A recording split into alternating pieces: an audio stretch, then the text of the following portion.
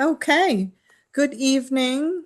Thank you for joining us. My name is Elisa Douglas, Director of Alumni Engagement and Programs at Columbia Business School. Welcome to our CBS Faculty Live virtual talk. This virtual series brings our CBS thought leaders to you no matter where you are located. In just a few short moments, we will hear from Professor Conor Walsh on the global rise of clean energy. This talk will discuss how power markets around the world are being disrupted by improvements in renewable energy.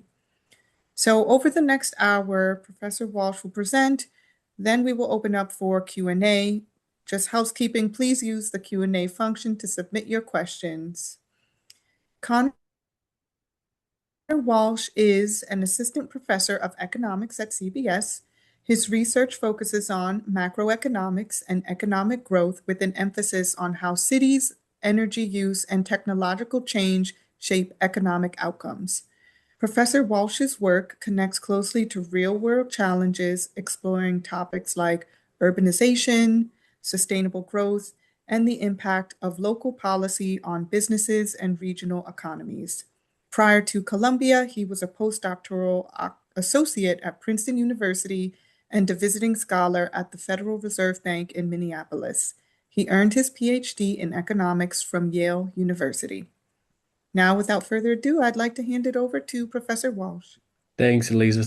Thanks so much. Well, it's great to be with you all to hopefully share what I think is some fairly positive news. We see movements in fossil fuel markets and the oil price really grabbing headlines in the last week or two. And I think much more slowly, something occurring in the background is the rise of clean energy that gets much less attention, but I think is at least equally as important. Um, where we are in the US at the moment is over the last decade, we've seen fairly rapid growth in the share of electricity being generated from wind and solar, new renewable technologies. Beginning off a very low base from a decade ago, there was very little utility scale solar anywhere in the continental US a decade ago, and the penetration of wind was around sort of 5% of total generation. Now we're up more than 16%, and indeed we ended out the year at 17% for the US as a whole. Um, to put this in context, wind and solar together have now overtaken coal as a source of major generation on the electricity grid. Coal's share has been falling fairly steadily over the same time with some variability. And coal's share is now down to about 15% of total electricity generation. So renewables have come a long way in the last decade from nothing to where they are now. And I think, all signs point to the market being poised for further growth. And there is a long way to go, particularly to challenge the dominance of natural gas on the US grid in particular. So natural gas is something like 40% of electricity generation in the US and has played a big role in driving coal off the grid just because of cheaper prices for liquefied natural gas, in particular over the last year. Um, so, so that's been generation slowly increasing, or I would say rapidly increasing for wind and solar. Almost all of that is coming from changes of the flows of new generation, so new capital being installed on the grid. That's almost entirely solar, wind, and batteries. So if you look at all the new power plants being built in the US, the vast, vast majority of those are in new renewable technologies. So it starts off with a lot of wind about 10 years ago, and then transitions into a big burst of solar over the last 5 years. And just very recently, in the last 2 years, we've seen a massive increase in investment in grid scale batteries to soak up the intermittency, the obvious intermittency of solar in particular, bringing it from the middle of the day into kind of the evening peak when it's most valuable. Coal and gas plants as a group have been exiting the grid. So that's this black line here. So fossil fuels are transitioning out of the grid. Coal, as I said, had been shrinking rather rapidly. Gas capacity was still being added to the grid over the last 10 years, but in the last 2 or 3 years, that's more or less dried up. And there's really nothing else happening outside of these technologies. Very little happening in hydro. So, hydro is a very mature technology with a lot of the most promising sites have already been built out. And nuclear, for reasons I'll get into, is mainly constrained on a regulatory basis, and there's just not a lot of new capacity being built, not for want of trying, in nuclear. So it's not moving the grid in a significant way. Now, this phenomenon is happening all over the world, and is really being driven by rapid cost declines for these technologies. So here I've got some total installed project costs for solar and wind across a bunch of major industrialized economies: China, France, Germany, India, Italy, Japan, and the like. You can see solar costs, these are unsubsidized costs. So the cost to build, say, a kilowatt of capacity have been falling very fast across these economies over the last 10, 15 years at a rate of about minus 15% in nominal terms every year. So that, that's very rapid rates of, let's say, technical progress and production progress. Wind has been falling at a slower rate, something like minus 4% a year, but it started off a much lower base than solar did. And now we're around the point where wind and solar together are roughly cost competitive with each other. And on a levelized cost of energy basis, which just means the raw, unsubsidized bulk cost of supplying electricity without thinking about intermittency and transmission, these two technologies together are far cheaper than any other new build technology. And we're seeing this just in the flows of generation capacity. As with the US, the vast majority of new capacity being built around the world now is renewables. So in 2024, we hit about 90% share of new generation capacity being renewables, and that's mainly solar and wind. And in 2025, the data's still coming in, but it looks like that's going to tick over 95%. So that's these blue bars here. It's just been this kind of hockey stick, let's say. The increase in the non-renewables is the gray bars. That was fairly steady in the mid 2000s, but has been declining gently ever since. So really, outside of China and India, investment in new coal capacity has basically dried up. And even China and India have massively scaled back their coal expansion plans as they've switched over to building lots and lots of renewables, as I'll get to in a second.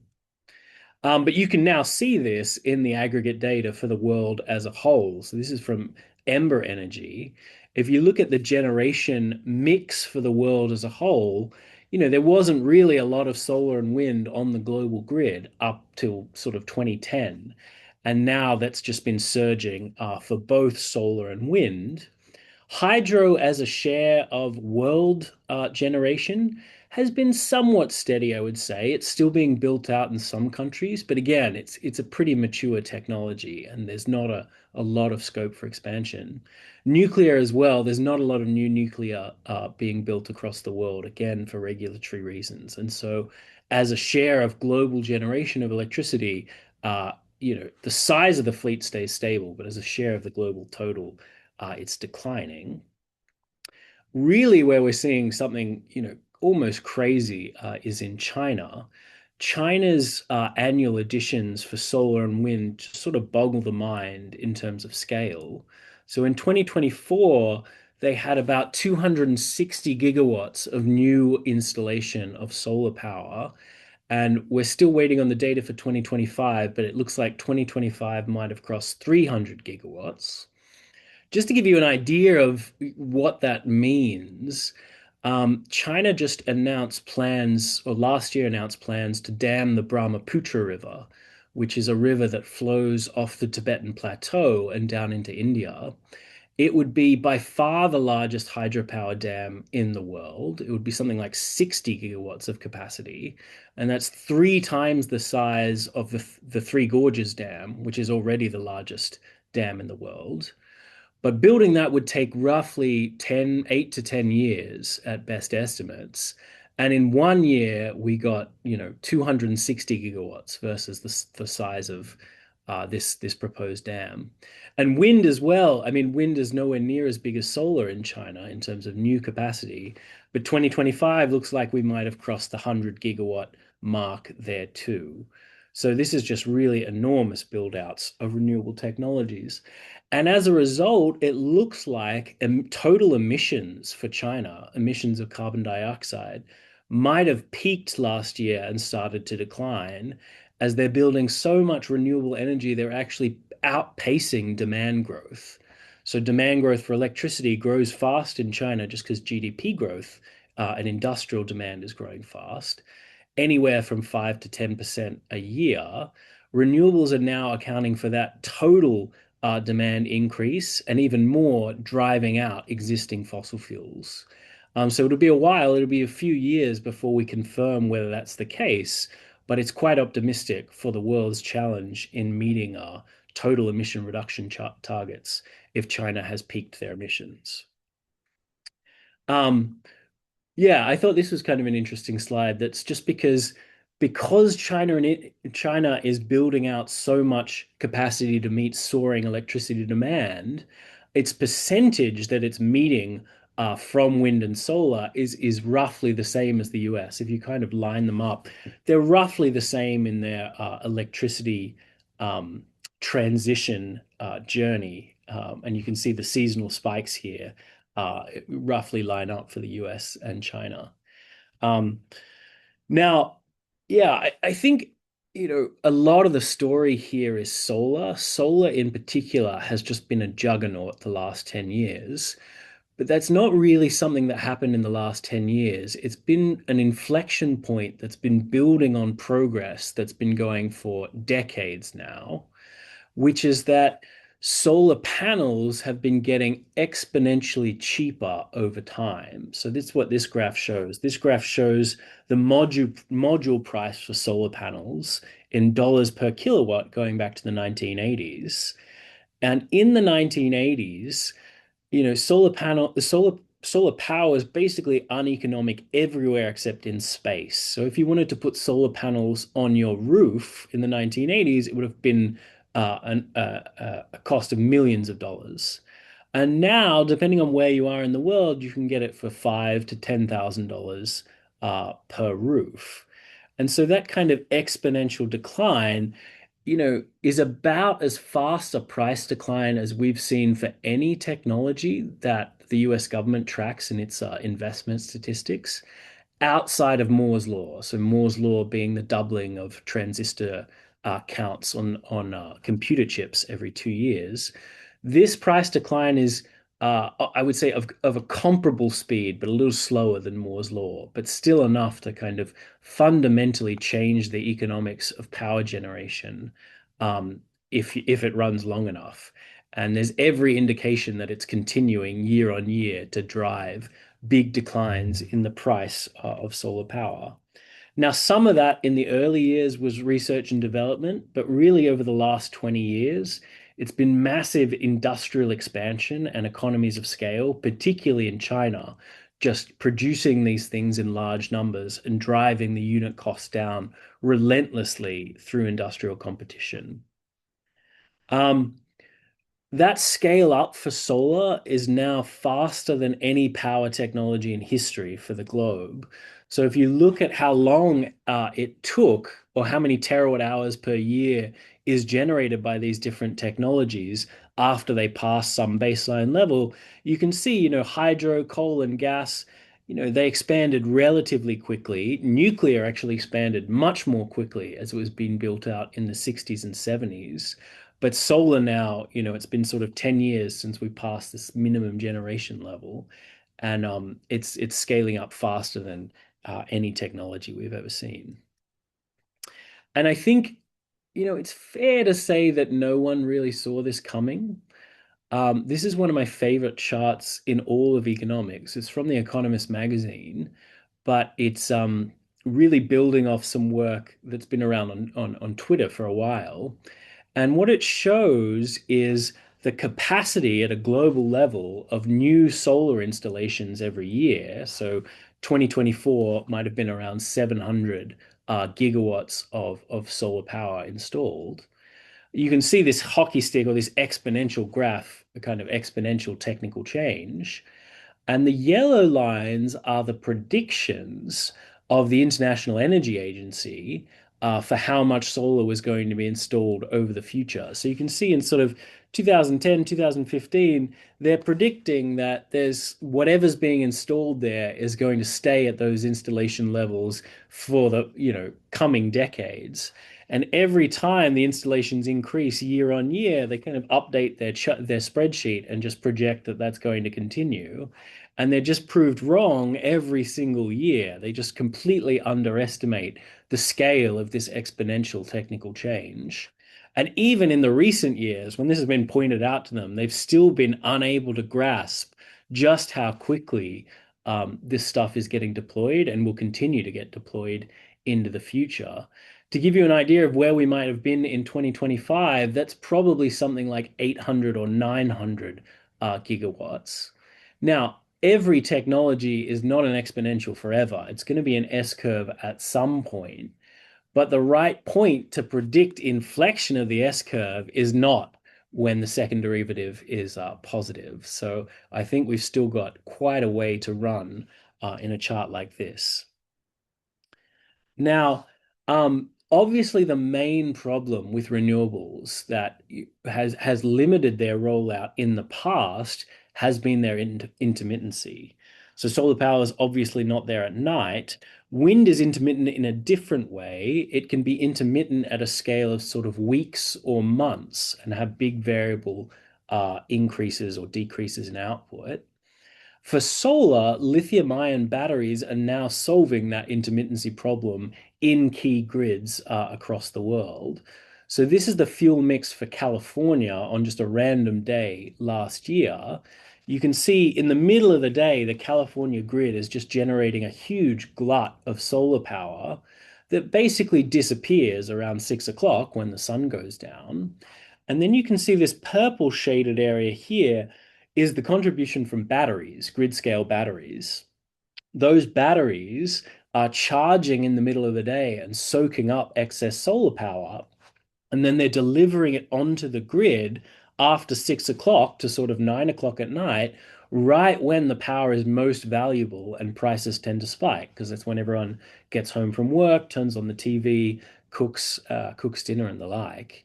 Now, to tell you, this purple shaded area for batteries did not exist 2 years ago. There was just no grid scale batteries of any size delivering onto the grid. So this is really, really sudden progress coming from, I think, the intersection of two things.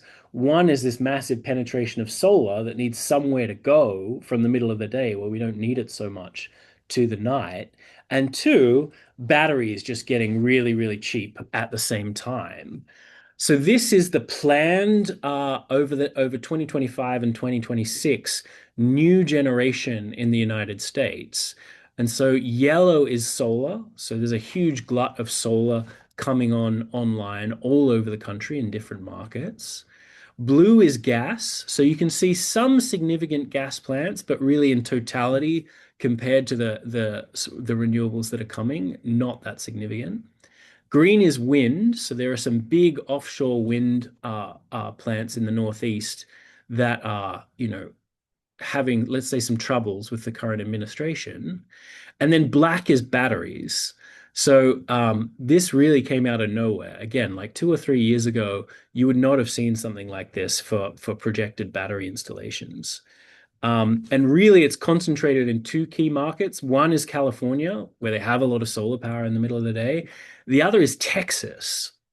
And Texas is really scaling up energy production, partly just to meet rapidly growing demand from population and industrial needs like AI data centers.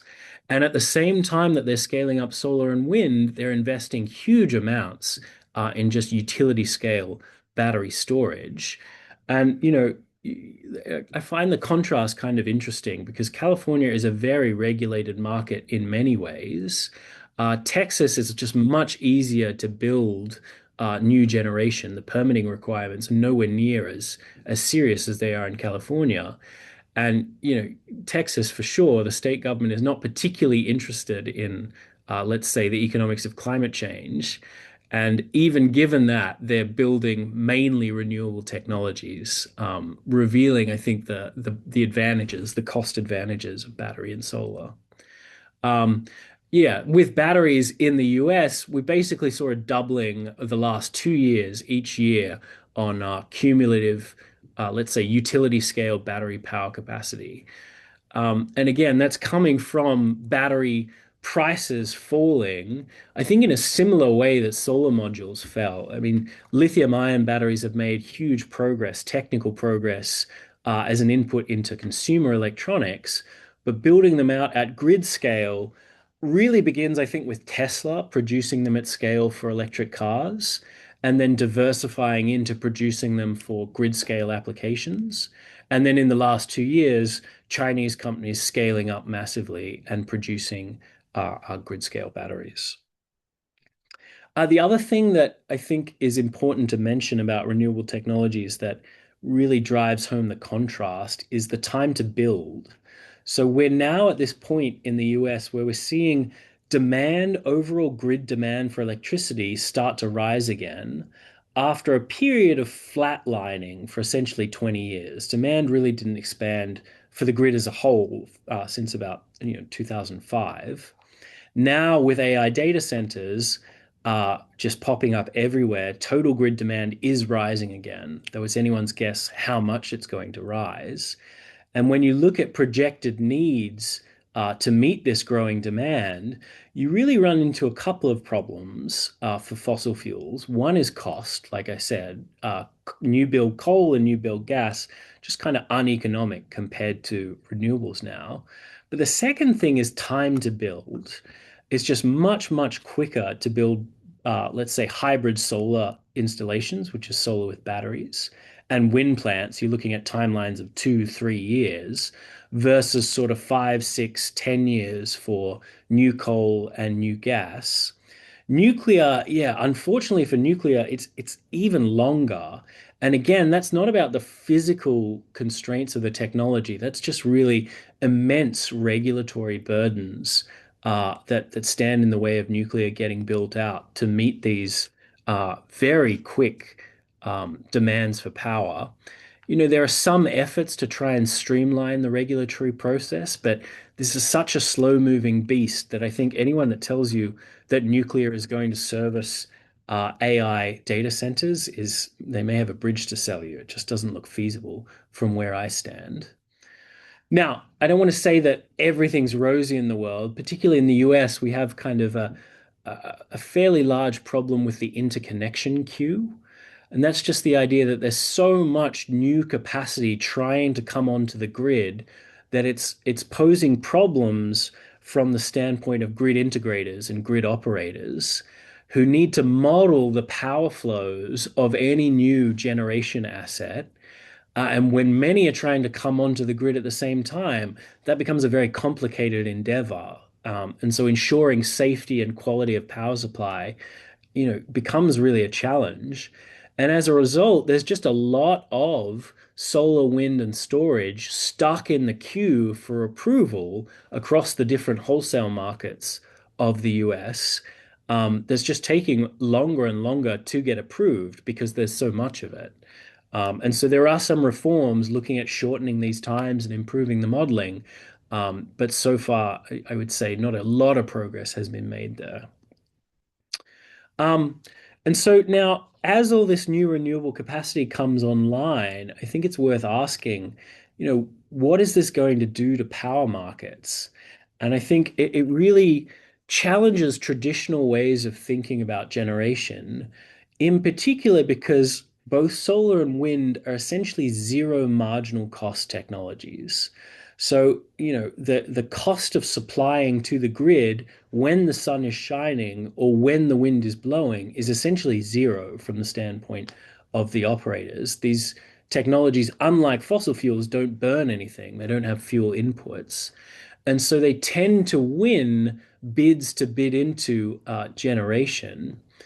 And as a result, as they start to come into the grid in bigger and bigger numbers, they put downward pressure on generation costs at the grid level, which should eventually flow through to industrial power prices and residential power prices. So we did a modeling exercise for the Brookings papers on economic activity, try to think through what would be the impact in the long run of high renewable penetration on power prices. And to get that right, you kind of really have to project out what's actually going to happen to the capital costs. Because if they have zero marginal costs and no fuel costs, it's really the capital costs that determine the ultimate impact on power prices. So we sort of started from today and said, well, if you really want firmed solar power, which with sort of 8 hours of storage, so you can supply well into the night, right now that's going to cost you about $2,000 per kilowatt, with about half of that coming from the battery. The panels now, because the panels have gotten so cheap, actually a relatively minor component of setting up a hybrid solar farm. But those battery costs are projected to radically decrease in the coming decade, particularly with expansion in EV fleets worldwide. We're just going to get a lot more scale in production of batteries. So we're probably going to see something upwards of, a 75% reduction in the all-in capital costs of building firm solar in the next 15 years. And you can use that to think through what should happen to power prices in the medium to long run. So if you think that building one of these whole hybrid solar power factory installations, let's say, needs to justify its upfront capital costs, and these things tend to last for 30 to 40 years, if you have some estimate of what the required rate of return is, and what the required discount rate is, you can back out what the long run power prices would have to be to justify the installation costs being something like $500 per kilowatt. Now, this, because potential is very different across space, so you might get three times something like, let's say twice as much electricity out of a solar panel that you put up in Arizona compared to New York. This bound on power prices doesn't have to hold everywhere, but it does give you an upper bound on what could feasibly be charged in a long run equilibrium across different parts of the grid. And so what we found is that, once we get out to 2040, you're looking at power prices per megawatt hour of something like $15 to $20 in a big region of the country where sunlight is abundant and land is cheap. And even in kind of the industrial, the Midwest and the Northeast of, let's say, upstate New York, you're looking at sort of $30 per megawatt hour, would be the ceiling on what could be charged without stimulating more and more entry of these solar plants. Now, of course, these red bands here are places where you're going to get much higher bounds just because land costs are extremely expensive. But for most of the country, yeah, it's sort of 20 to $30 per megawatt hour in, let's say, $25. That represents a pretty significant drop on wholesale prices from where they were at the time that we did the modeling. So in the west of the country, you're looking at anywhere of a 60 to 80% drop in wholesale power costs that would be required to just offset this investment. And in the let's say the Midwest, it's more conservative at sort of 20%. But even that should have significant benefits both for consumers and industrial users. And I think a big question we get asked when we do this kind of analysis is, well, how much land is there available to build out this renewable capacity?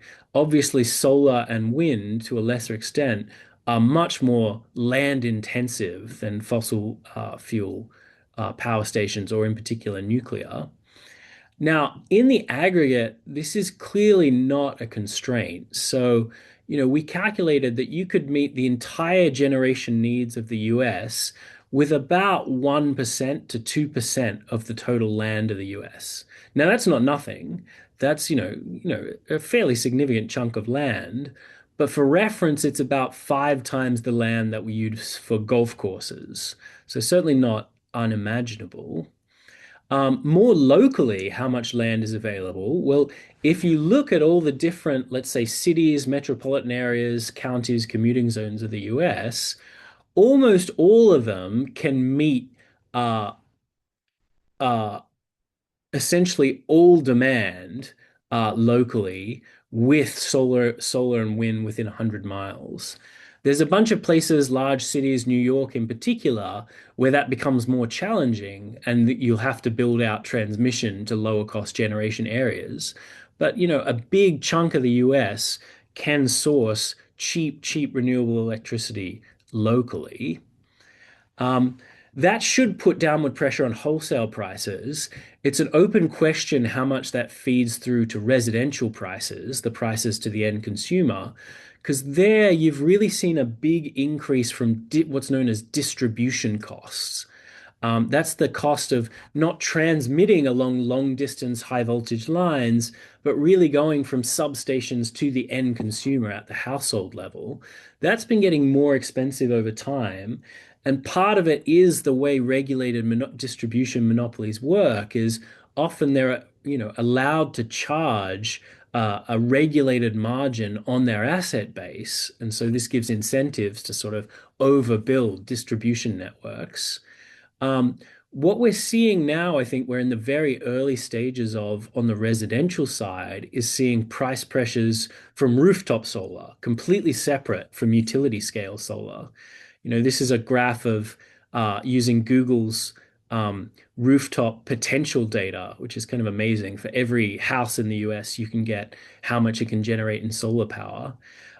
Basically, every city in the US could get almost all its current needs just from the roofs, the available roof space that it has. Again, New York, big outlier. Obviously, Manhattan, you're not going to be able to power with solar power. But much of the rest of the US, there's enough roof space sitting there to get local power needs. And as the penetration of solar onto local roof space starts to increase, that should create competition for these distribution monopolies and put downward pressure on retail prices separately from the wholesale price effect. The US is really well behind a couple of frontier economies on this metric. So, one where this transition is just much more well advanced is Australia. Australia has similar amounts of abundant sunshine to much of the US, but in the end, much lower costs for things like permitting and soft costs and installation labor. And as a result, something like 1 in 3 houses in Australia now has solar panels on the roof. So you can just drive around any random suburb and you'll guarantee you'll see significant amounts of rooftop solar. This is where the US, this is, hopefully where the US is heading if we can get some of these permitting costs down and really take advantage of those cheaper panel prices. I mean, what you see on the Australian grid is kind of remarkable. This is, again, a random day in May last year. And what you see is this darker yellow band is utility scale solar, sort of meeting significant chunk of midday demand. The lighter yellow band is just what's coming from the rooftops. So now you're getting this flood of just rooftop solar generating in the middle of the day. And as batteries start to become cheaper at the residential level as well, we should be able to soak up some of that middle day supply and supply it into the evening peak where it's most valuable. Now, what does this mean for just general economic growth? Well, that's part of the research agenda I've been pushing is thinking carefully about what cheaper power does to things like employment, wages, industrial locations. And you get fairly heterogeneous effects when you think about general wage growth coming from, let's just say, cheaper power prices across the country. And there'll be many places where just cheaper power alone is going to drive significant wage growth for local economies. So put Salt Lake City in there. Salt Lake City, if power prices come down the way that you would expect, given the falling capital costs for renewables, Salt Lake City can get something like 5% wage growth just from that alone, in the background of great technical change that's occurring in other industries. So we think this is quite positive. The real question, the open question is, can we give the rest of the country, that let's say the Midwest, the Northeast, access to the abundant generation opportunities that are available in the west of the country? This is a map, a simplified representation of the grid of the US, showing the transmission linkages between different areas. So the red lines are more transmission capacity. And you can see kind of the east of the country is very, very well connected. There's a lot of power flows flowing between areas in the east. There's not a lot of connection capacity between the west of the United States and the eastern part. The US has really three separate grids in many senses. They're called the three interconnections.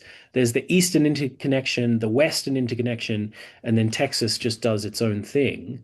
There is some lines that move across these different grids, but they're relatively limited in terms of capacity. And it's an open question how much we need to build to really take advantage of these cheaper generation areas. We did some modeling and said that, if you could take advantage of that cheap generation and give everyone in the country or every area in the country access to those cheap solar resources, you would generate something like $300 billion in additional GDP every single year. So no doubt it's expensive to build out transmission lines. We know something about how expensive it is. But really any sort of capital project can be justified at a national level if it's generating $300 billion a year. So we think that's quite positive. And then, what can you do really with ludicrously cheap solar power? Left this slide blank because I think it's a bit of an open question. We don't really know.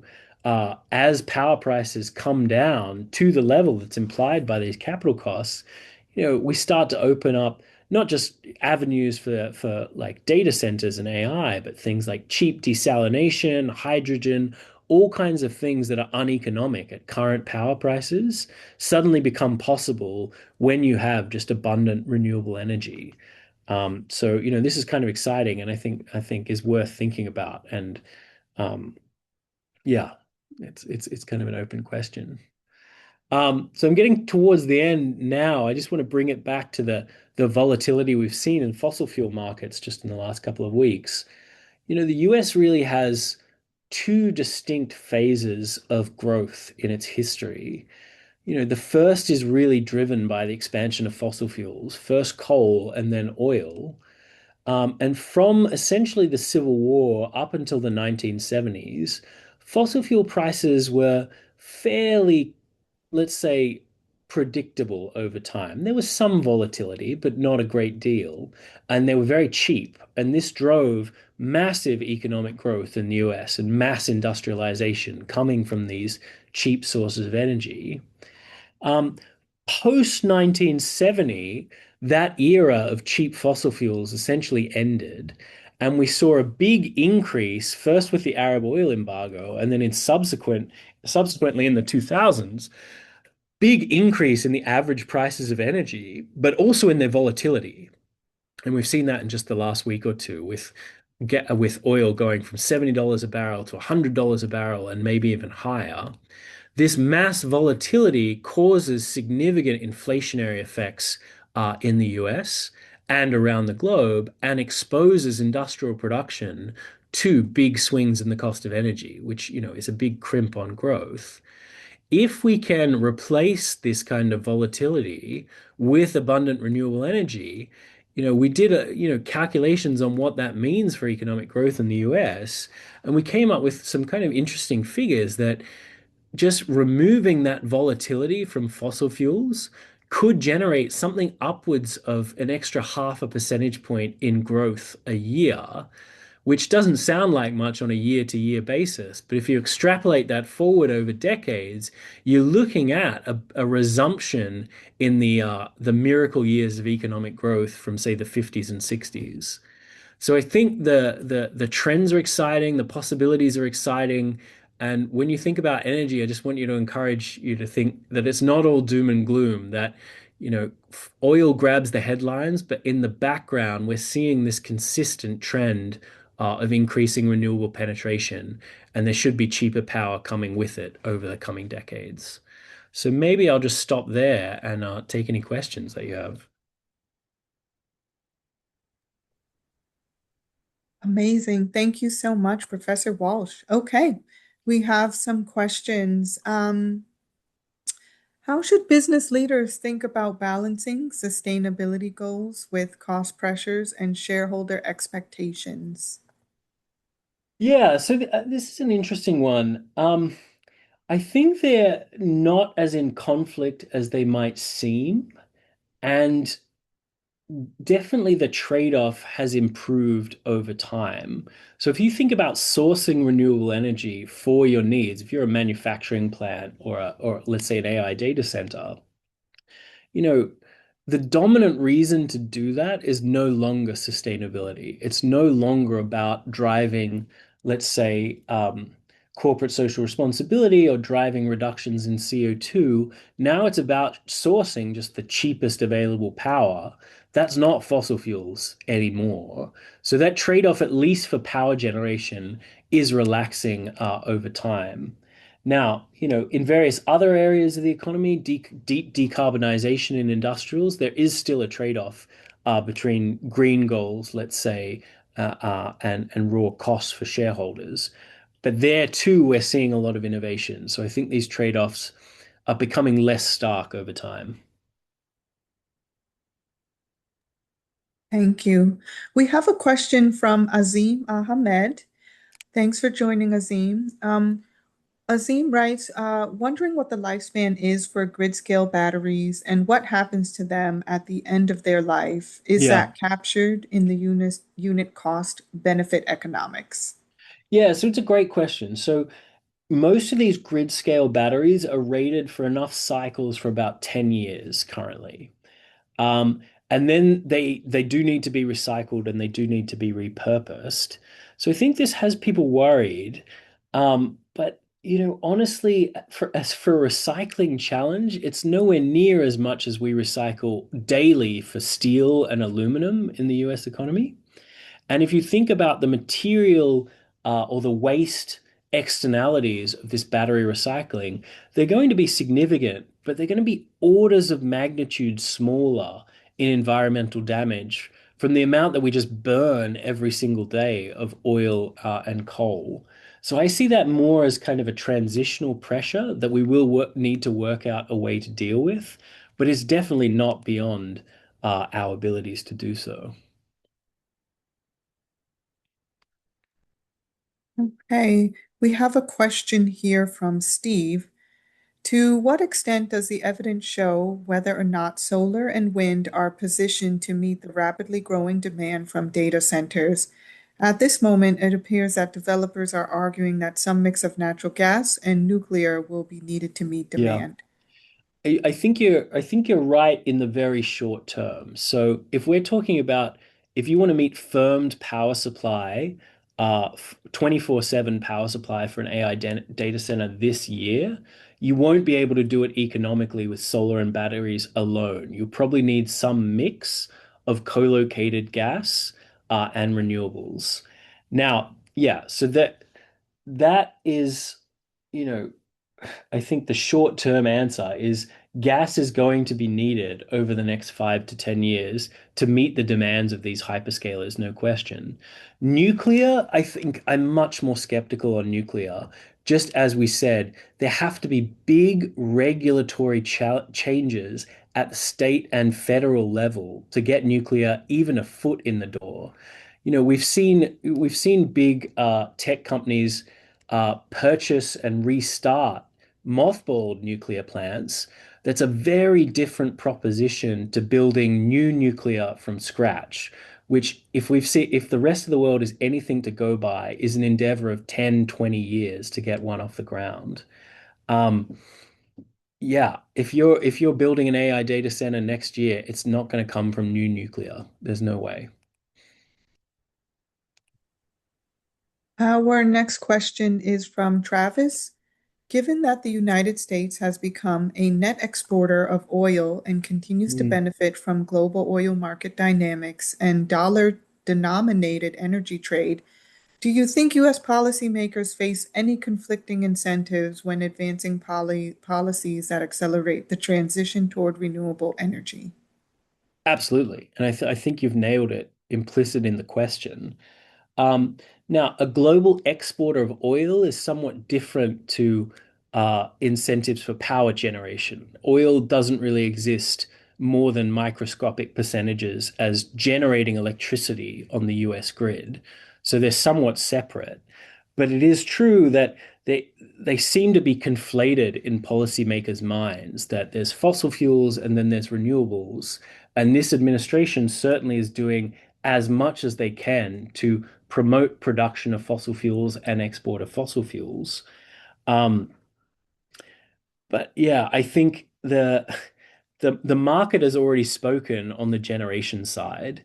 If you let the free market, say as in Texas, run, you don't get a lot of new fossil fuel generation. The cost is just too high. Um, there's separate conversations we can have about oil dominance in transport because that's a much more contentious area, I think, whether EVs are going to take off or not. But on the power generation side, I think it's already solved. There should be no incentive problems for the US to move towards renewables just on a cost basis alone. We have a question from Amelia. Amelia, thank you for joining. Will the Lee batteries be something that homeowners can purchase to use along with their solar panels?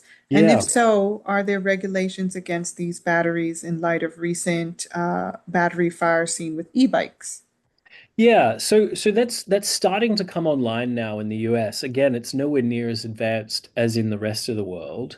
I mean, Tesla makes home batteries that you can purchase today that are, extremely safe in terms of fires. I think this is something where the perception of the consumer hasn't quite caught up with the latest generation of technologies. Now, they're still relatively expensive in the US. Part of that, again, is permitting and soft costs. But as we get, let's say, more production out of China in home batteries that's coming online this year and next year, that should put downward pressure on those prices to the point where they start to become economic at the residential level for ordinary homeowners. So I think, again, that's going to change the game coming soon.